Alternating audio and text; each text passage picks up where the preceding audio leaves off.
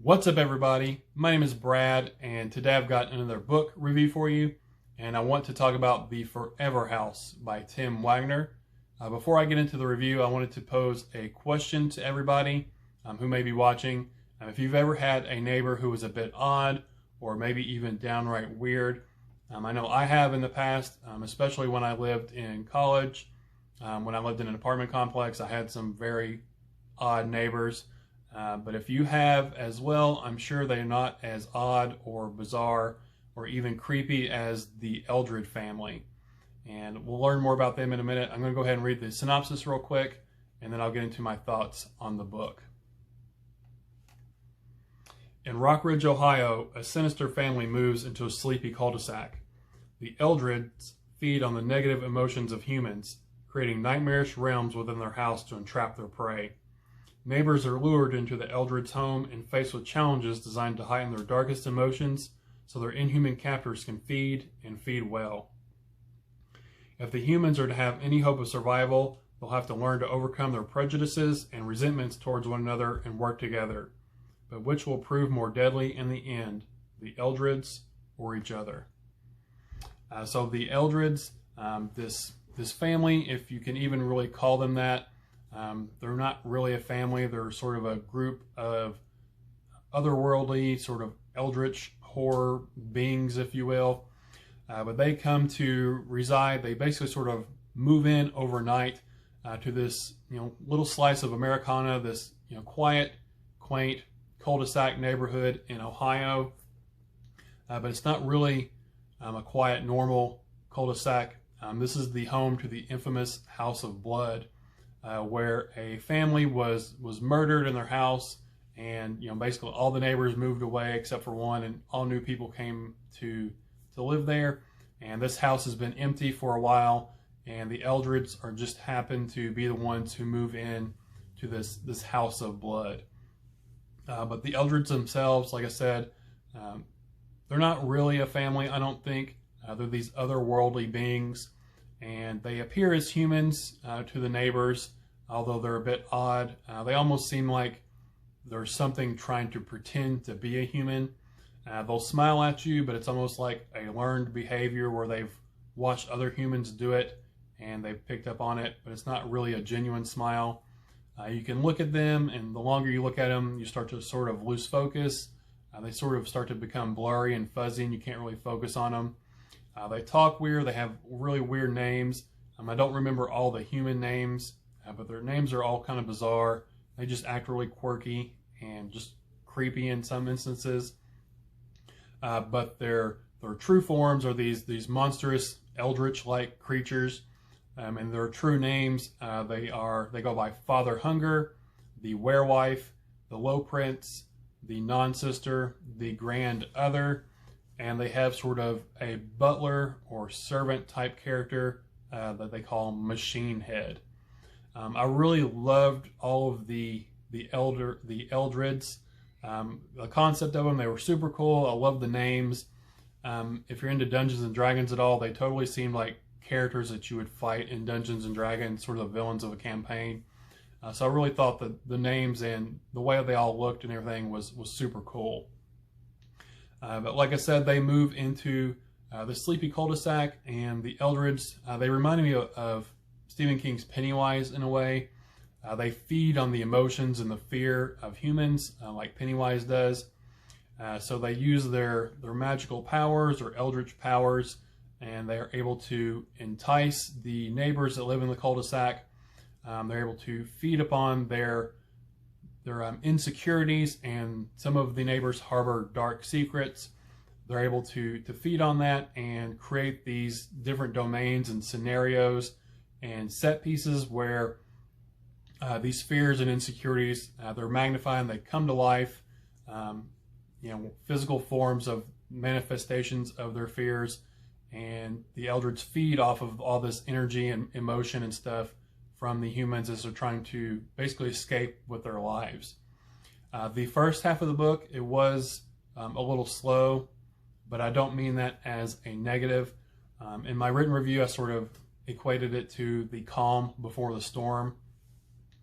And the author, Tim Waggoner, while we're learning the first half of the book is we're getting to meet these neighbors and learning about them and learning about their lives, what they do, what their relationships are with each other and, within their own family, what their insecurities are. And like I said, some of them harbor darker secrets than others.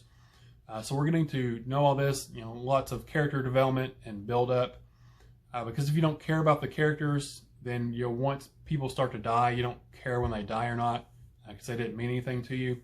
I thought Tim Waggoner did a good job of building up the characters and making you care about some of them. I cared about some more than others, but I did care for all of them in general. And that is always a good thing, especially in horror movies and books, because if you kill off a character you don't care about, it doesn't really have any effect on you. But while we're building up slowly, all these characters and getting to learn them, there are these brief sort of lightning flashes of violence that we get to see interspersed between the lulls, and we get to sort of see what the Eldreds really are and what they are capable of as we're getting to this character development.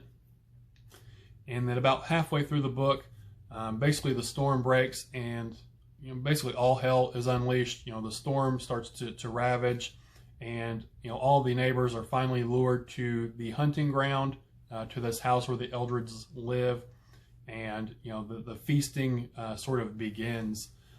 There's some great set pieces in the book, and after the halfway point it really moves really quick. It's very fast paced after that, very action packed, filled with violence and gore and just these bizarre eldritch horrors and really creepy and imaginative scenes.